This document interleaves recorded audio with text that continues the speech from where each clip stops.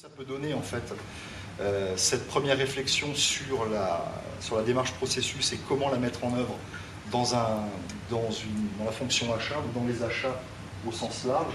C'est quoi la démarche processus? Alors, il y a toute une terminologie anglo-saxonne aujourd'hui qui permet de préciser un petit peu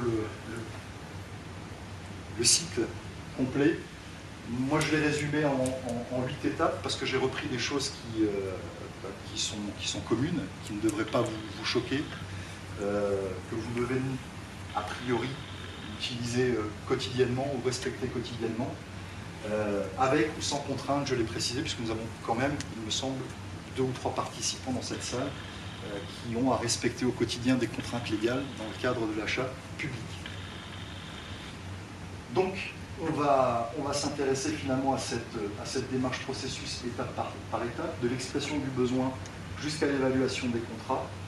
Et lorsqu'on va se demander comment est-ce que je dois aborder tout ça finalement et comment est-ce que je peux mettre en place ou intégrer cette démarche processus, commencer à y réfléchir, faire mes premiers dessins, eh bien la première question qu'on va se poser, c'est quel est mon contexte applicatif? Alors, ce slide est volontairement chargé.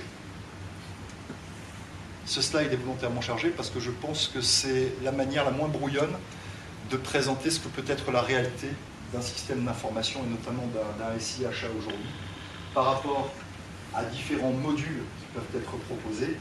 Et quand on parle de modules, on va parler du fin, c'est-à-dire ce que les gens, ce que Deloitte préconise dans le cadre de son étude, c'est-à-dire la mise en avant de certains outils parfaitement intégrés, de RP qui vont vous permettre effectivement de tout faire, de A à Z, du moins en théorie, c'est-à-dire tous les différents modules de gestion auxquels vous pouvez penser, de la définition des besoins ou de l'approche des besoins jusqu'à la mise en œuvre de la solution, l'évaluation des fournisseurs derrière.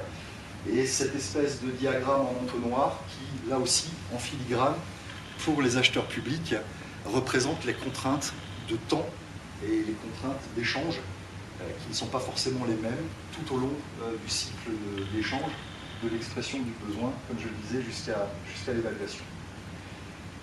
Alors ça, c'est dans un monde idéal, tout fonctionne, tout communique parfaitement, vous n'avez absolument plus de documents papier, vous ne gérez absolument aucun fichier autre, pas d'Excel, pas de Word, pas de choses qui traînent comme ça dans les tiroirs ou dans les disques durs, tout est parfaitement partagé, tout est en permanence synchronisé, tout le monde sait parfaitement effectivement où trouver ce qu'il doit faire et les tâches qu'il doit réaliser dans les applications métiers que vous mettez à la disposition de différentes personnes dans les services achats ou dans les services déportés, les services prescripteurs, lorsque vous déléguez certaines actions dans ces services-là, ou que ce sont même ces services-là, en tant que services prescripteurs, demandeurs, qui vont exprimer leurs besoins. Je parlais des modules intégrés avec le RP, et puis certains services web. Je pense notamment à des services web comme e-attestation ou des repositories en ligne qui permettent effectivement d'échanger de manière simple, là aussi, certains documents dans le cadre de l'échange avec vos fournisseurs. Dans ce monde idéal, là où ça commence un petit peu à se compliquer, c'est quand vous demandez à ces différents modules, surtout s'ils sont hétérogènes. Je parlais tout à l'heure du monde idéal, le RP, tout fonctionne, tout est déployé, c'est formidable. La vie est belle, tout communique.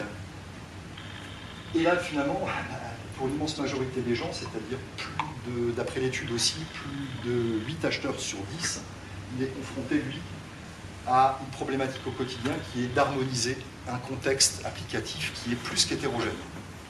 Ouais. En dehors même du fait qu'il a à gérer des personnes, où les personnes ont à gérer leur propre appropriation applicative, c'est-à-dire la manière dont ils s'en sortent dans l'utilisation quotidienne de l'ensemble des applications que vous leur mettez à disposition. Et puis on essaie de faire communiquer tout ça, et on se rend compte à ce moment-là qu'on commence à avoir énormément de problèmes d'interopérabilité.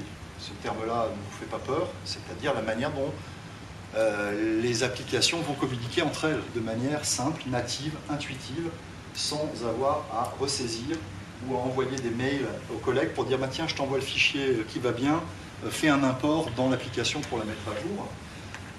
On va se poser la question de l'agilité, c'est-à-dire à partir du moment où on va vouloir commencer à communiquer avec d'autres parties du système d'information de l'organisation, d'autres applications.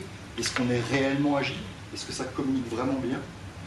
Et puis l'évolutivité, tout simplement parce que votre contexte applicatif va évoluer en permanence, vos métiers évoluent, la demande de vous des utilisateurs évolue, et votre relation avec l'extérieur évolue également en permanence.